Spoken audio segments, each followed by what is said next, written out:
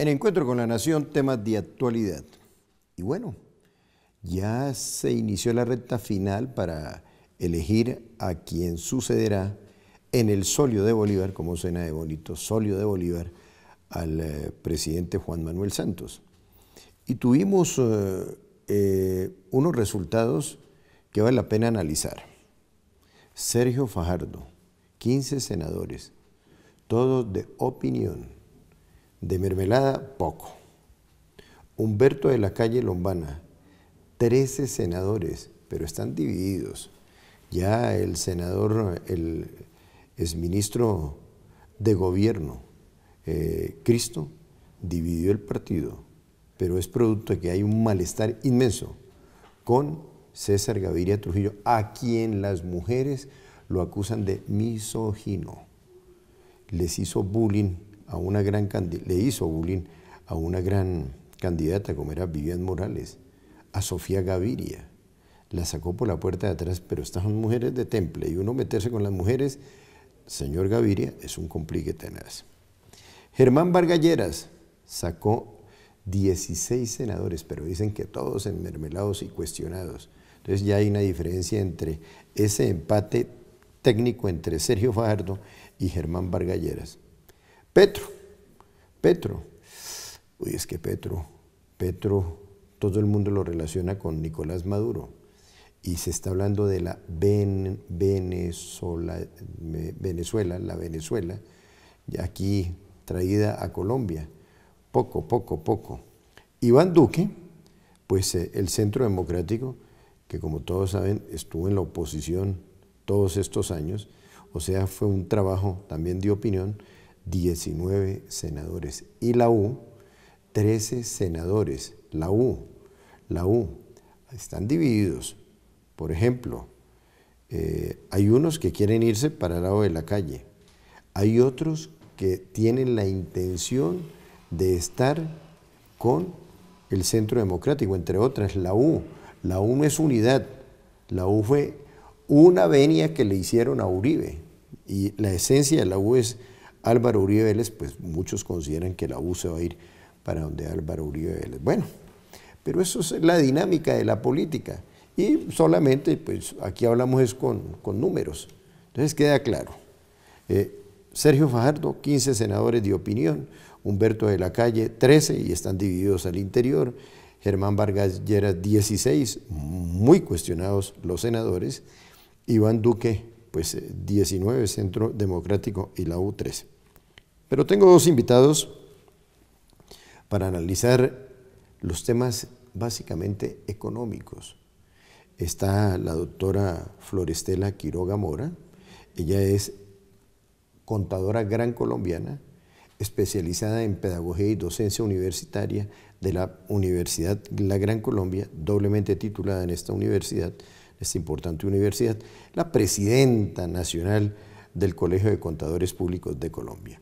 Y está el doctor Saulo Arboleda Gómez, es ministro de Desarrollo, es ministro de Comunicaciones, ministro plenipotenciario de Colombia ante la Unión Europea, presidente de la Renosofasa, presidente de Asomedios, y un hombre que, entre otras, se lanzó a la alcaldía de Bogotá y sacó una votación bien, pero bien significativa y representativa. Doctor Saulo Arboleda, analicemos la política económica de los candidatos. ¿Cuál es su punto de vista sobre lo que están planteando? Si es que lo están planteando, ¿no?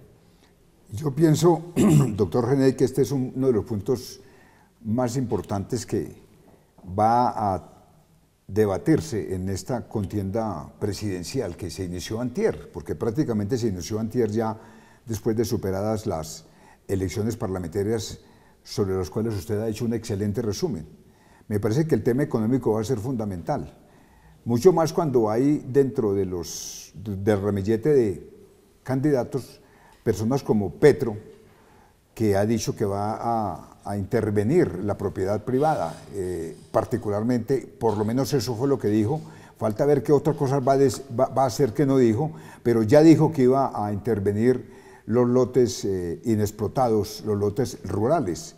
De manera pues que la política de Petro no da confianza para la iniciativa privada, para la libertad de empresa, para una economía basada en el capitalismo.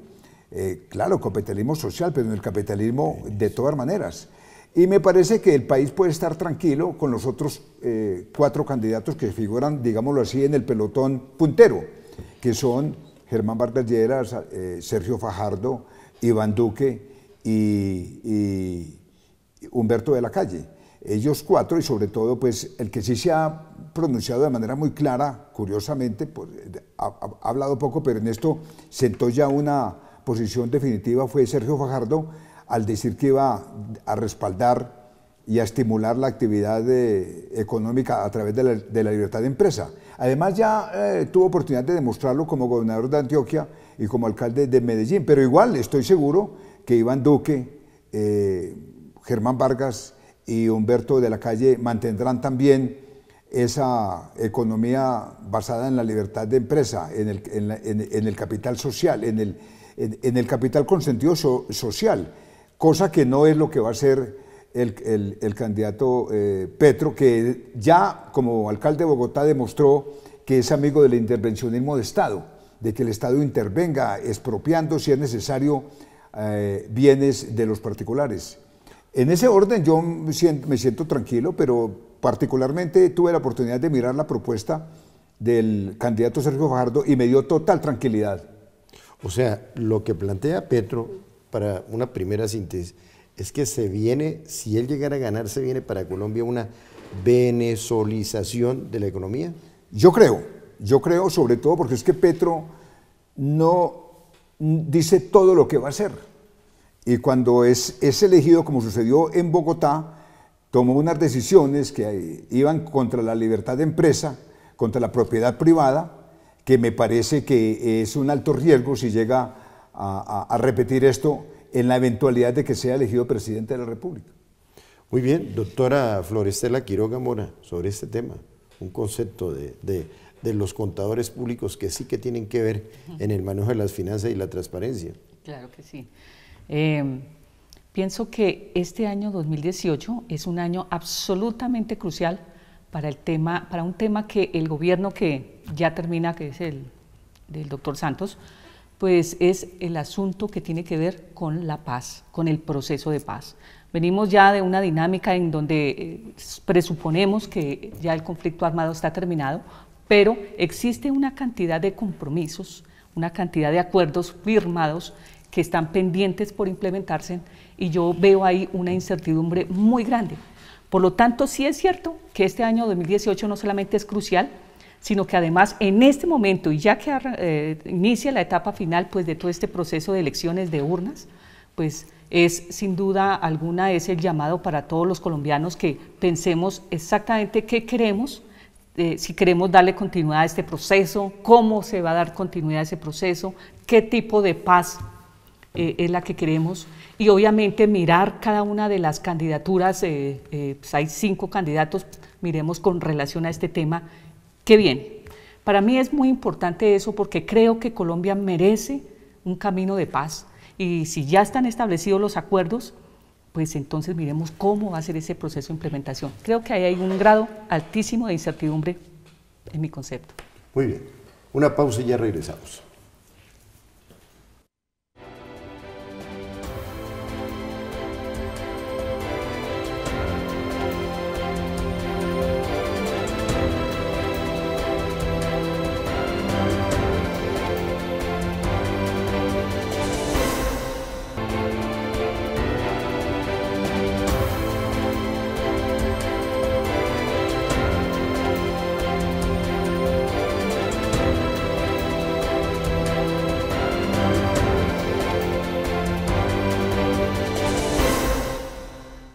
Bueno, y estas elecciones nos han dejado una enseñanza. Voy a hablar específicamente de mi departamento. Yo soy de Armero, soy tolimense.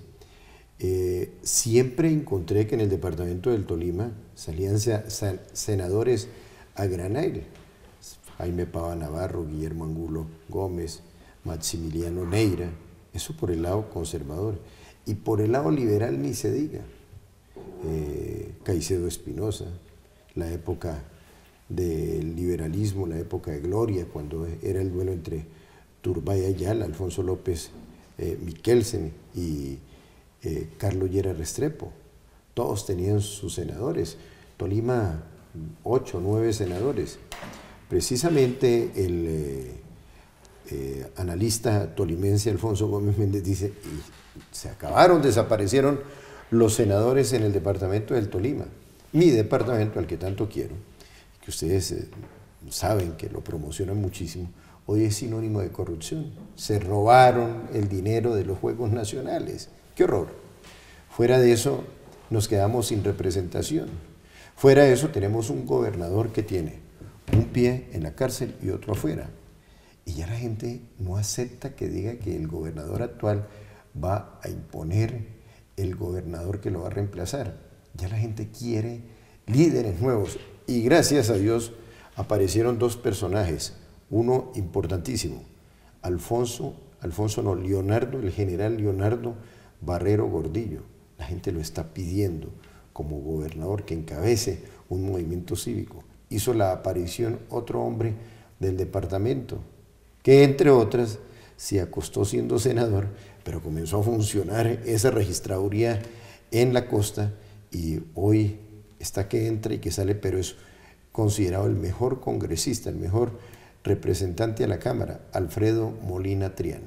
Pues bien, estos 2 tolimenses están llamados a encabezar un movimiento cívico. Doctor, por el Tolima, por la reivindicación de uno de los departamentos que más presidentes le ha entregado al país, y muy buenos presidentes. Solamente Chaparral, 3 presidentes.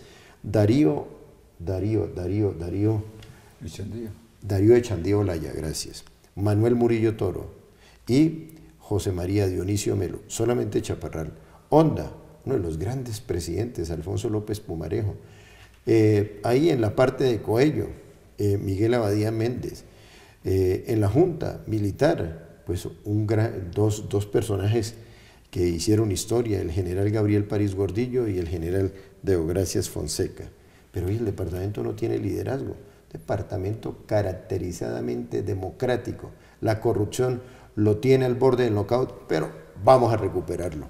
Como ha dicho en su momento el profesor José Galat, vamos a recuperar al país.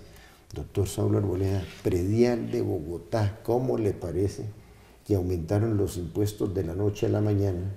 Oiga, ¿y lo hicieron? Yo pongo un ejemplo. Tengo una sede al servicio de la comunidad donde educo gratuitamente a la gente. Ahí, en el barrio de La Soledad, pagaba un impuesto de 950.000 pesos y el señor Petro decidió que de la noche a la mañana tenía que pagar 4 millones de pesos. Voy a hacer un educatón para ver cómo pagamos el impuesto. Pero lo que a uno le duele es que esa plata fue para robársela. Así lo digo, para robársela.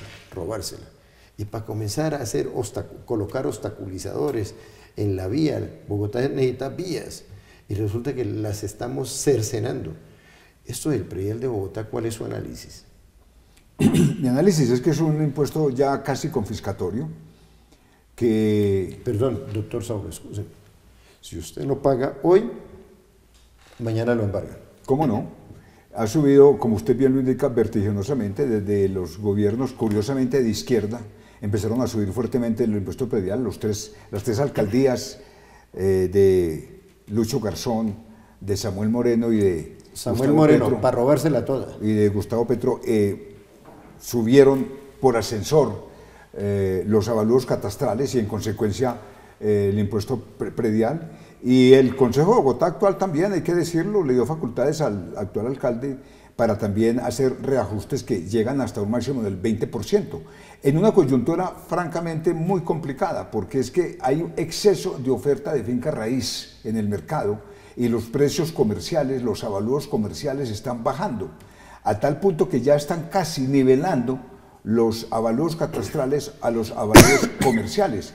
Hoy se diría que hay mucha gente que asustada y chocada por los incrementos sustanciales de los avalúos catastrales y del impuesto predial, le está diciendo al distrito que por qué no le compra el bien raíz que le está grabando tan alto, porque es que lo va a vender en el comercio y no le dan lo que según el distrito vale ese bien raíz. A mí me parece que eso ha sido una de las decisiones más que más han afectado, digámoslo así, al pueblo de la capital del país.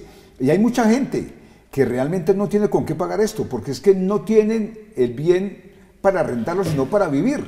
En consecuencia, uno de sus egresos más fuertes es el impuesto predial. Y mientras el salario mínimo sube 5%, el avalúo catastral sube hasta el 20%, luego hay una injusticia ahí marcada. La Constitución, doctora Florestela Quiroga Mora, la Constitución dice derecho a la vivienda, y la vivienda, estos gobernantes pseudoizquierdistas la volvieron un negocio, un negocio. Ya regresamos.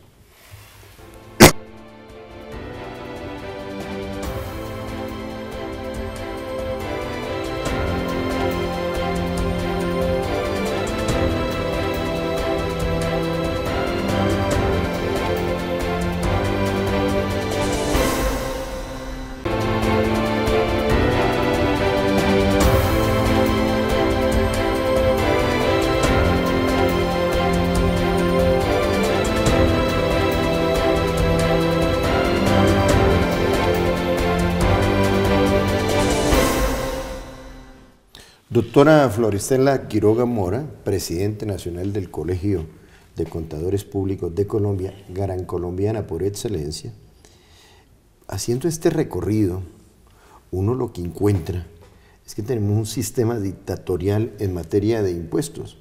Ustedes como colegio, que de una u otra forma tienen que manejar este tema, sí se han preparado para que la gente esté dispuesta a que le metan la mano al bolsillo, sobre todo como ha ocurrido en estas administraciones para robarse el dinero, administraciones de Bogotá, y en otras ni se diga.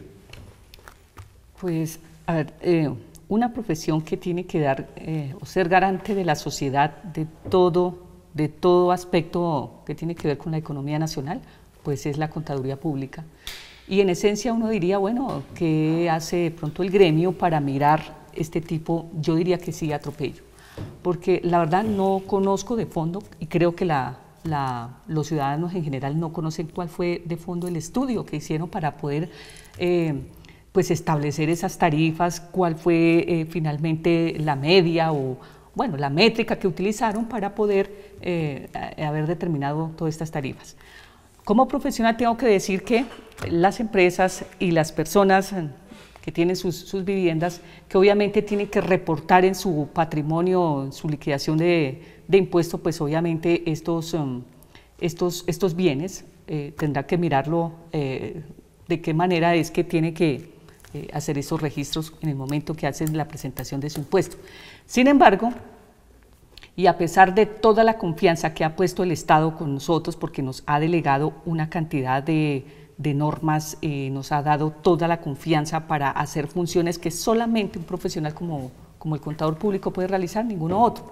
Sin embargo, nosotros tampoco estamos con los dientes ni los tentáculos suficientes como para hacer una cohesión suficiente y de pronto decirle al Estado, espere un momento, o decirle a quien corresponde, espere un momento, este estudio no me convence. Estas métricas que hay o estas directrices que están tomando para poder colocar unas tarifas sobre los bienes o sobre cualquier producto, pues no tenemos esos tentáculos, y eso sí, claro, duele para el gremio, pero estamos en este momento en procesos de cohesión, a ver si es posible que en algún momento la profesión pueda ser aportante y obviamente también ser el director o establecer directrices para poder entablar un camino hacia un modelo de tributación un poco más equitativo que el que actualmente está. Pero por supuesto eso demora.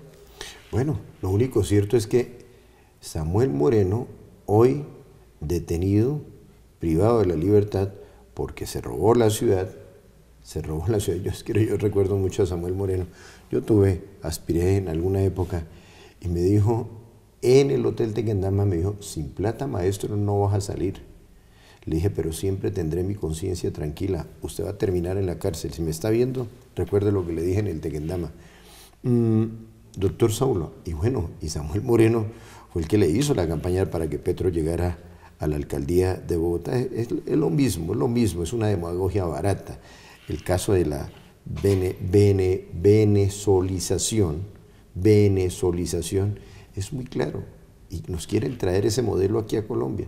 Los colombianos no aceptamos ese tipo de imposiciones, y bendita la democracia por este caso.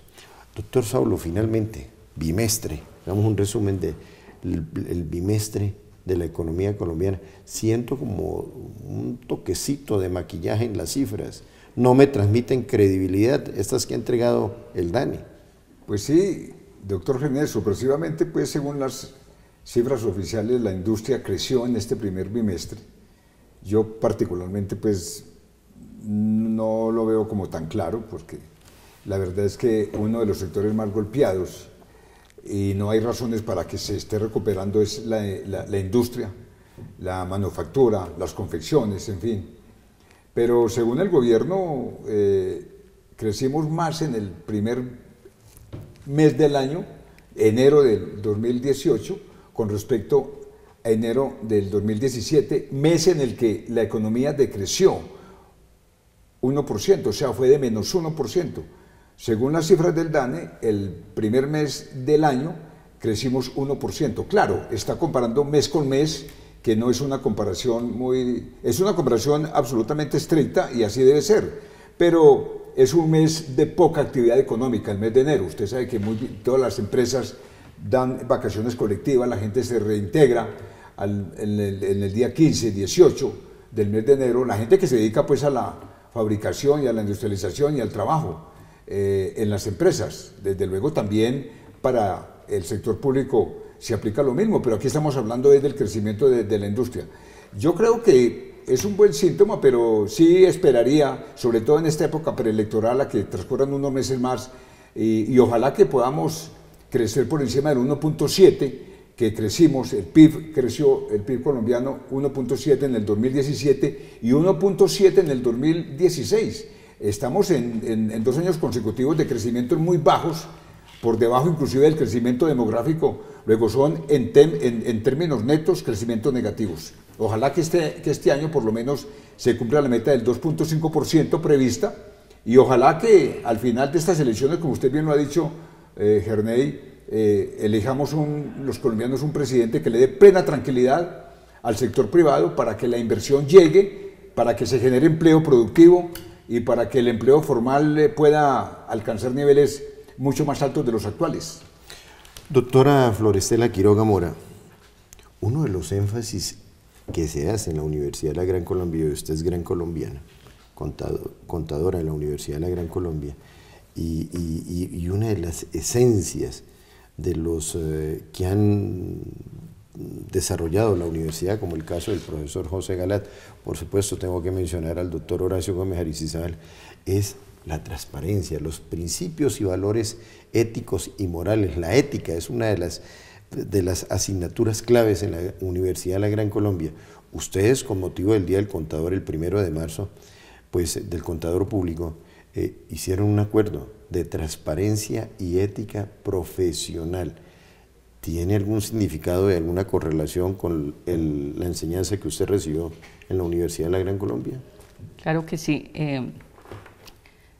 Recuerdo al doctor Miguel Ramón en este momento, fue profesor nuestro en su época, hace por lo menos 20 años, profesor, ya no está con nosotros, pero él decía que habían 3 cosas en la vida de un profesional que no se pueden olvidar.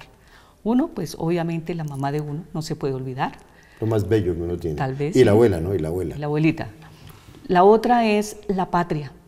Donde quiera que se esté ese ranchito, ese terruño, hay que llevarlo en el corazón. Esa cosa tampoco se puede olvidar. Y la tercera, uno como profesional no se puede olvidar de su alma mater. Eso tiene que quedar. Y la universidad, sí, recuerdo que para algunos era molesto, eran 10 semestres de todo el tiempo viendo el eje transversal de la ética durante 10 semestres, pero eso tiene que quedar en el corazón. O sea que usted es eticóloga.